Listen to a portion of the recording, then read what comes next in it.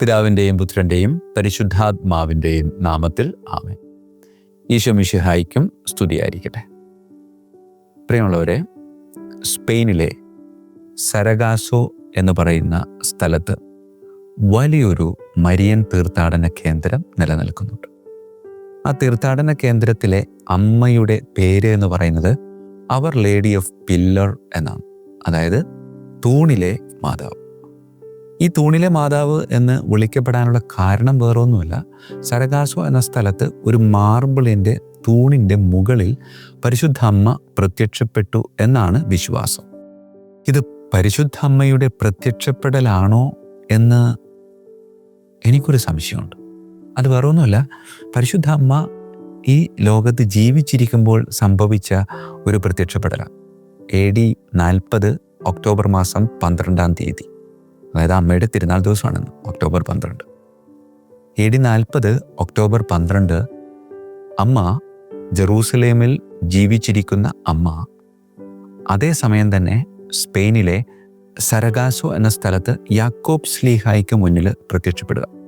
ലോകത്തിൻ്റെ വിവിധ ഭാഗങ്ങളിലേക്ക് തൻ്റെ പ്രിയപ്പെട്ട മകൻ്റെ വചനവുമായി തൻ്റെ മകൻ്റെ ശിഷ്യന്മാർ യാത്ര ആരംഭിച്ചപ്പോൾ സ്പെയിനിലേക്ക് യാത്ര ചെയ്യാനായിട്ട് വിളിക്കപ്പെട്ടത് യാക്കോബ് ശ്ലീഹായ. പക്ഷേ യാക്കോബ് ശ്ലീഹായ്ക്ക് തൻ്റെ ദൗത്യം മുന്നോട്ട് കൊണ്ടുപോകാനായിട്ട് പറ്റുന്നില്ല. ആ സമയത്ത് ഒരുപാട് അസ്വസ്ഥതകളിലൂടെ നിരാശയിലൂടെ കടന്നു പോകുമ്പോൾ അമ്മ മാലാഖമാരുടെ അകമ്പടിയോടുകൂടെ വലിയൊരു പില്ലറിൻ്റെ മുകളിൽ പ്രത്യക്ഷപ്പെട്ടിട്ട് അവനോട് പറഞ്ഞു, മകനെ ധൈര്യമായിട്ടിരിക്കുക, ധൈര്യമായി മുന്നോട്ട് പോകുക, ഞാൻ നിൻ്റെ കൂടെ ഉണ്ട്. എന്നിട്ട് അവിടെ നിന്ന് അപ്രത്യക്ഷമാകുമ്പോൾ ആ പില്ലർ അവിടെ തന്നെ നിലനിൽക്കുക. അമ്മ അവനോട് പറയുന്നുണ്ട്, നമുക്ക് ഇവിടെ ഒരു ദേവാലയം പണിയണം. അങ്ങനെ അമ്മയുടെ മധ്യസ്ഥതയിലുള്ള ആദ്യത്തെ ദേവാലയമായി നമുക്ക് ഈ സരഗാസോ എന്ന സ്ഥലത്തെ അവർ ലേഡി ഓഫ് പില്ലർ എന്ന് പറയുന്ന ദേവാലയത്തെ നമുക്ക് കണക്കാക്കാൻ സാധിക്കും.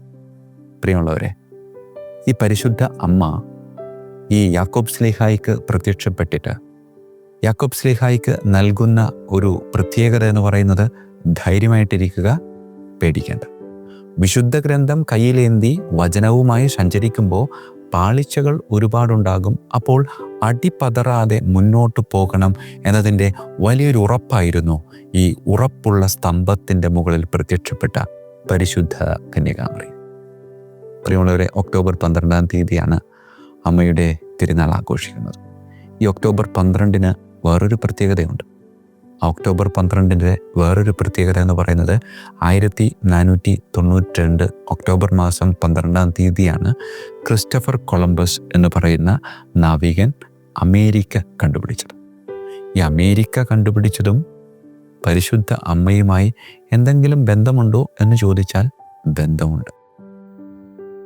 സ്പെയിനിലെ രാജാവായിരുന്ന ഫെർഡിനാൻഡ് ഈ നാവികന് എല്ലാവിധ സഹായങ്ങളും നൽകിക്കൊണ്ട് ഈ രാജ്യത്ത് നിന്ന് യാത്രയ്ക്ക് വേണ്ടി ഇവനെ പറഞ്ഞു വിടുമ്പോൾ സ്പെയിനിലെ വിശ്വാസികൾ മുഴുവനും പരിശുദ്ധ അമ്മയുടെ മാധ്യസ്ഥ്യം യാചിച്ച് പ്രാർത്ഥിച്ചിരുന്നു എന്ന് അവർ വിശ്വസിക്കുന്നുണ്ട്.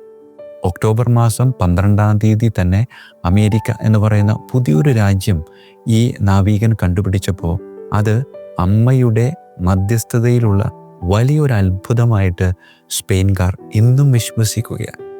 കാരണം ആ ക്രിസ്തീയ വിശ്വാസവും അമ്മയുടെ ഭക്തിയും ഈ സ്പെയിനിൽ നിന്ന് പുതിയൊരു രാജ്യത്തിലേക്ക് കൊണ്ടുവരുവാനുള്ളൊരു ഭാഗ്യം അവർക്ക് ലഭിച്ചു എന്ന് പറഞ്ഞുകൊണ്ട് ഈ ഒരു ദിവസത്തെ അതൊരു അത്ഭുതമായിട്ട് അവർ കാണുന്നുണ്ട്. അതോടൊപ്പം തന്നെ ഒക്ടോബർ 12 വേറൊരു പ്രത്യേകത കൂടെയുണ്ട്. ഈ ഒക്ടോബർ മാസം 12 കത്തോലിക്ക സഭ ചരിത്രത്തിൽ ആദ്യമായി ഒരു വിശുദ്ധൻ്റെ തിരുനാൾ ആഘോഷിക്കുകയാണ്. ഇത്രയും നാൾ വിശുദ്ധ പദവിയിലേക്ക് ഉയർന്നിട്ടില്ലാത്ത, എന്നാൽ ഈ അടുത്ത് വിശുദ്ധ പദവിയിലേക്ക് ഉയർന്നു വന്ന വിശുദ്ധ കാർലോ അക്യൂറ്റസിൻ്റെ തിരുനാൾ, അതും ഒരു 12. പ്രിയമുള്ളവരെ, ബന്ധങ്ങളുണ്ട് പരസ്പരം.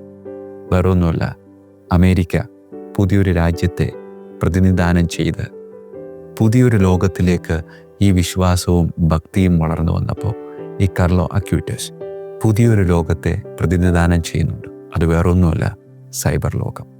എല്ലാവിധ കൊള്ളരുതായ്മകളും അസ്വസ്ഥതകളും ബുദ്ധിമുട്ടുകളും ഒക്കെ നിലനിൽക്കുന്ന ഒരിടമാണ് സൈബർ ഇടം എന്നൊക്കെ നാം പറയുമ്പോഴും അവിടെയും കർത്താവിൻ്റെ കൃപ നിലനിൽക്കുന്നുണ്ട് എന്ന വലിയൊരു ബോധ്യമല്ലേ ഈ കുഞ്ഞ് നമുക്ക് പകർന്നു നൽകുന്നത്. ആയതിനാൽ പ്രിയമുള്ളവരെ, പുതിയൊരു ലോകത്തിലേക്കാണ് നമ്മുടെ യാത്ര. ആ ലോകത്തിലേക്കുള്ള യാത്രയിൽ നമുക്ക് താങ്ങും തണലുമായി നമ്മുടെ അമ്മ നമ്മുടെ കൂടെ ഉണ്ട് എന്നൊരു ഉറപ്പാണ് ഈ ഒക്ടോബർ 12 നമുക്ക് നൽകുന്നത്. ആയതിനാൽ ആ ഒരു പുതിയ ലോകം വേറൊന്നുമല്ല, അത് നമ്മുടെ അമ്മയുടെ മകൻ്റെ ലോകമാണ്. അത് സ്വർഗലോകമാണ്.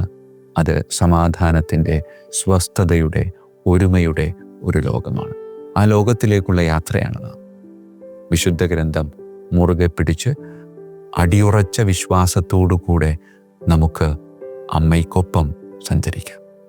പ്രാർത്ഥിക്കാം. നമുക്ക് കരങ്ങൾ കൂപ്പാം, കണ്ണുകളടക്കാം. കാരുണ്യവാനായ കർത്താവേ, പലപ്പോഴും പല പുതിയ തീരുമാനങ്ങൾ ഞങ്ങളെടുത്ത് മുന്നോട്ട് പോകുവാൻ വേണ്ടി ആഗ്രഹിക്കും. പക്ഷെ സാധിക്കാറില്ല. വീണുപോകും. വീണുപോയി കഴിയുമ്പോൾ പിന്നീട് എഴുന്നേക്കാം എന്ന് പറഞ്ഞുകൊണ്ട് അവിടെ തന്നെ കിടക്കുന്ന ഒരവസ്ഥ പലപ്പോഴും ജീവിതത്തിലേക്ക് കടന്നു വരാറുണ്ട് എൻ്റെ അമ്മേ. ആയതിനാൽ അമ്മയുടെ മാധ്യസ്ഥ്യം യാചിച്ച് ഞങ്ങളിതാ പ്രാർത്ഥിക്കുകയാണ്. എടുത്ത തീരുമാനങ്ങൾ, ഒരുപാട് നല്ല തീരുമാനങ്ങൾ പലപ്പോഴും പല രീതിയിലും പല സമയത്തൊക്കെ ഞങ്ങൾ എടുത്തിട്ടുണ്ട്. പക്ഷേ ഇടയ്ക്ക് വെച്ച് വിട്ടുകളഞ്ഞിട്ടുണ്ട്. അമ്മ നമുക്ക് നൽകുന്ന വലിയൊരു ഉറപ്പിതാണ്, ഭയപ്പെടേണ്ട.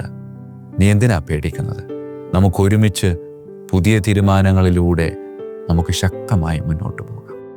അമ്മേ മാതാവേ, ഞങ്ങളെ അതിന് പ്രത്യേകമായി മാധ്യസ്ഥ്യം വഹിച്ച് അനുഗ്രഹിക്കണമേ എന്ന് ഞങ്ങൾ പ്രാർത്ഥിക്കുകയാണ്. കർത്താവായ ക്രിസ്തു വഴി ഞങ്ങൾ സമർപ്പിക്കുന്ന പ്രാർത്ഥന കേട്ടരുളണമേ. ആമേൻ. ഈശോ മിശിഹായ്ക്കും സ്തുതിയായിരിക്കട്ടെ.